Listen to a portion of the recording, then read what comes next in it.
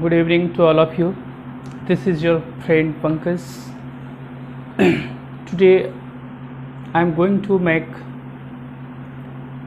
some videos that are especially for PG semester 4 students, right?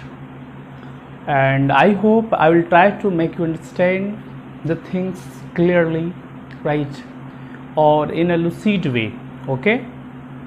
So first of all, today our topic is we are going to discuss origin of translation, right? Translation की उत्पत्ति कैसे हुई, right? हम इसको समझेंगे। फिर हम लोग समझेंगे हिस्ट्री ऑफ ट्रांसलेशन, ट्रांसलेशन का भी इतिहास, उत्पत्ति, उसका इतिहास एक दूसरे से बिल्कुल कम्प्लीमेंट है एक दूसरे के, उसका हिस्ट्री क्या रिकॉर्ड रहा है, राइट? कब से इसका विशेष चला आ रहा है, right? So first of all, origin and meaning of the word translation is as old as human civilization. Means इंसान की जो मानव की सभ्यता जितनी पुरानी है उतनी पुरानी यह ट्रांसलेशन है, यह अनुवाद है। यह ट्रांसलेशन उतनी पुरानी है जितना कि इंसान का सिविलाइजेशन, राइट? मानव की सभ्यता, मानव की उत्पत्ति, मानव का behaviour, right? Since beginning of civilisation we humans have been using languages to translate our thoughts and ideas. शुरुआत से ही, बिगिनिंग से ही, राइट, युगों युगों पहले से ही हम लोग अपने आइडियाज को, हम लोग अपने थॉट्स को, विचारों को, राइट, कन्वे करने के लिए, एक्सप्रेस करने के लिए ट्रांसलेशन का सपोर्ट लेते हैं, ट्रांसलेशन का यूज करते हैं, राइट?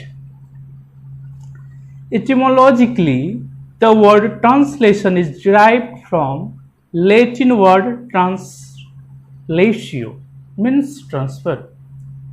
तो ये जो ट्रांसलेशन है ना, ये लिया गया है लैटिन का ट्रांसलेशियो वर्ड से। तो लैटिन में ट्रांसलेशियो वर्ड का मीनिंग होता है ट्रांसफर करना, राइट? कोई भी चीज़ों को दूसरी चीज़ों में बदल देना, राइट? एक चीज़ों को दूसरी चीज़ों में बदल देना, यह है ट्रांसफ़र का काम, राइट? और यहीं से ट्रांसलेशन आया हुआ है। इसका मतलब क्लियर है कि ट्रांसलेशन का काम होगा ट्रांसफ़र का, right? In other words, it is the business of moving a message or a written material from other text to another, है ना? इसका ये मुख्य काम है कि मैसेज और कोई भी रिटन मटेरियल हो, कोई भी टेक्स्ट हो, एक टेक्स्ट से उसको दूसरे टेक्स्ट में बदलना इसका प्राथमिक कार्य है, इसका मुख्य कार्य है। मूविंग करना मैसेज को, रिटन मटेरियल को, ठीक है, लिखित चीज़ों को, कोई भी मैसेज को चेंज करके, मीन्स एक लोगों से दूसरे लोगों तक पहुंचाना। This is the medium of translation, okay?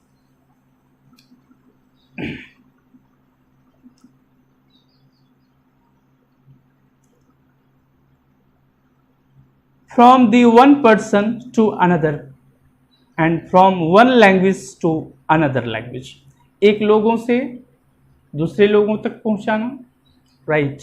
एक भाषा से दूसरी भाषा में बदलना, दूसरी भाषा के जानने वाले लोगों तक उसका समझ होना, right? With the development of human society, we became more eager to learn about the thoughts and feelings of people in distant places. इसमें हम लोग ये देखते हैं, ए ह्यूमन सोसाइटी, राइट, ये मानवीय समाज के डेवलपमेंट के साथ साथ, इसके विकास के साथ साथ, राइट, मानव सोसाइटी का विकास के साथ साथ, ओके, क्या है ना कि हम लोग बहुत ज़्यादा इच्छुक हुए हैं, एक्साइटेड होते हैं इस चीज़ को जानने के लिए कैसे विचारों को और फीलिंग्स को, लोगों के फीलिंग्स को दूसरे जगह तक पहुंचा पाएं, राइट। हम एक जगह से दूसरे जगह तक अपने भावनाओं को, अपने थॉट्स को, फीलिंग्स को कैसे पहुंचाएं, राइट। यह एक इगरनेस की मुद्दा है, जानने की मुद्दा है, कैसे एक जगह से दूर में रह रहे लोगों तक उन चीज़ों को पहुंचाएं, अपने एक्सप्रेशन को, अपने फीलिंग्स को, अपने आइडियाज़ को कैसे पहुंचाएं। Okay, we live in the world of continuous communication in different languages. आज की दुनिया में, हम लोगों की दुनिया में बिल्कुल सबसे बड़ा चीज़ अगर कहा जाता है ना, वो कम्युनिकेशन होता है। अगर आपको कम्युनिकेशन नहीं आता है, कम्युनिकेशन से परिचित नहीं है, तो आपको मतलब आप मीन्स बहुत एक्चुअली ना ओल्ड जमाने के हैं आप, राइट। आप मीन्स आपको मॉडर्न वर्ल्ड से, मॉडर्न दुनिया से, मॉडर्न लैंग्वेज से, राइट, कम्युनिकेशन से आप बहुत दूर हैं अगर आपको कम्युनिकेशन नहीं आता है। तो in this world of communication वाली दुनिया में हमें क्या है ना, हमें एक लगातार जो कम्युनिकेशन संवाद वाली दुनिया है, इसमें हम अलग अलग भाषा का प्रयोग करते हैं और अपने विचारों को दूसरे तक पहुंचाते हैं, दूसरे के विचारों को हम समझते हैं, right. All this possible only through the act of translation. ये कम्युनिकेशन तब संभव हो पाएगा इस वर्ल्ड में, इस आधुनिक वर्ल्ड में, मॉडर्न एज में, मॉडर्न एरा में, राइट। हम अपने आप को तभी एडजस्ट कर पाएंगे जब हमारे पास कम्युनिकेशन का पावर होगा, राइट। कम्युनिकेशन बहुत ज़्यादा ग्रो कर रहा है, हमें भी तो ये कम्युनिकेशन संभव है ट्रांसलेशन के माध्यम से। Now we will know the definition of translation, right. कुछ इसका डेफिनेशन को हम लोग देख लेते हैं। Some scholars consider translation an art, some other defines it as a science। कुछ लोगों का मानना है ट्रांसलेशन एक कला है, कुछ लोगों को मानना है ट्रांसलेशन विज्ञान है, right. It is called an art because all good translations are an expression of translators creative urge, right. इसलिए यह एक कला है क्योंकि जितने भी अच्छे अच्छे ट्रांसलेशन हैं, राइट, वो सब एक्सप्रेशन है, अच्छे अच्छे ट्रांसलेशन एक्सप्रेशन है किसका? ट्रांसलेटर का, उनका एक्सप्रेशन है। तो ये करने आना एक कला है, right. Similarly it is a science because of the technical formalities and complexities involved in its phase। और साइंस इसलिए, आर्ट की तरह साइंस इसलिए इसे कहा गया है क्योंकि ना इसमें टेक्निकल फॉर्मेलिटीज होता है, इसमें इन्वॉल्व जो है टेक्निकल फॉर्मेलिटीज और कुछ तकनीकी औपचारिकताएं हैं और कॉम्प्लेक्सिटीज भी हैं, राइट। कुछ जटिलताएं भी हैं, कॉम्प्लेक्सिटीज पाया जाता है इसमें, टेक्निकल फॉर्मेलिटीज पाया जाता है इसमें, राइट। ये इसमें शामिल है। इस सबूत पर, इस पॉइंट के कारण इसे साइंस माना गया है। History of translation has been a topic that has long been debated by scholars. Now, we will see the history of English translation. History of translation ये है ना, एक बहुत बड़ा टॉपिक रह चुका है, एक बहुत बड़ा विषय रह चुका है, राइट। विद्वान लोगों और इतिहासकार के लिए विवाद का विषय बन चुका है हिस्ट्री ऑफ ट्रांसलेशन, स्कॉलर्स के लिए और हिस्टोरियंस के लिए भी यह डिबेट का विषय बन चुका है। Although it is accepted that translation predates the Bible, लेकिन फिर भी इतना तो कहा ही जा सकता है कि ट्रांसलेशन जो है ना, वो बाइबल से पहले भी ट्रांसलेशन होता था, बाइबल से पहले भी ट्रांसलेशन किया जाता था, ट्रांसलेशन का एग्जिस्टेंस था, अस्तित्व था, right. Bible has been translated into many languages. Definitely आप गूगल कीजिए, बाइबल को आप हिंदी में पढ़ सकते हैं, इंग्लिश में पढ़ सकते हैं, राइट, संस्कृत में पढ़ सकते हैं और डिफरेंट लैंग्वेजेज में पढ़ सकते हैं, ओके, अवेलेबल है। Since says the need for translation is evident from the early days of human interaction। यह एक एविडेंट रह चुका है, जब से प्राचीन काल में इंसान एक दूसरे से इंटरेक्ट करता था, राइट, एक दूसरे से संवाद करते थे, एक दूसरे से अपने एक्सप्रेशन को दूसरे तक पहुंचा पाते थे, तब से यह बिल्कुल चलते आ रहा है, okay. It is known that the translation was done at the beginning of the Mesopotamia era, और यह भी माना जाता है मेसोपोटामिया एरा के शुरुआत से ही ट्रांसलेशन चलता आ रहा है, right.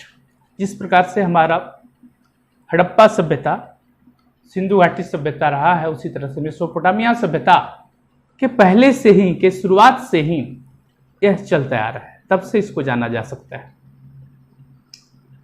When the Sumerian poem Gilgamesh was translated into Asian language, ठीक है, और उस समय सुमेरियन जो पोएम है, गिलगैमिश जो कविताएं हैं, इसको ट्रांसलेट किया गया था एशियन लैंग्वेजेस में, right.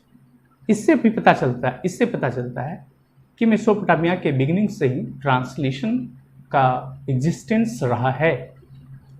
Buddhist Monks translated Indian documents into Chinese. जो बुद्धिस्ट मठ वाले लोग हैं, मॉन्क सन्यासी लोग हैं, उन लोगों ने इंडियंस के डॉक्यूमेंट को, अच्छे से डॉक्यूमेंट्स को चाइनीज में ट्रांसलेट किया है, बहुत पहले की बात। In later periods ancient Greek text were also by Roman poets, और फिर बाद में जो ग्रीक टेक्स्ट हैं, यूनान का जो टेक्स्ट है, उसे भी रोमन पोइट्स के द्वारा, राइट, ट्रांसलेट किया गया था। It is argued that the knowledge and the findings of Greek documents so widely developed and understood for the translation works of Arabic scholars।